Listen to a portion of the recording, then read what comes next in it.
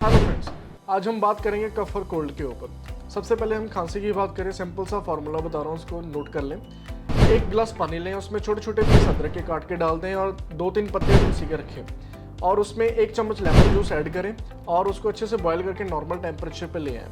उसके बाद उसमें 1 चम्मच शहद मिला के दिन में 2 बार या 1 बार लेने से आप खांसी से छुटकारा पा सकते हैं। स्टेप 2, 1 से 2 ग्राम हम देसी घी लें, उसमें छोटे छोटे पीस अदरक के काट के डाल दें और आधा चम्मच हल्दी का पाउडर डालें और लाइट हीट पे उसकी पेस्ट बना के दूध के साथ दिन में 2 बार या 3 बार लेने से हम कोल्ड जैसी प्रॉब्लम से जल्द छुटकारा पा सकते हैं।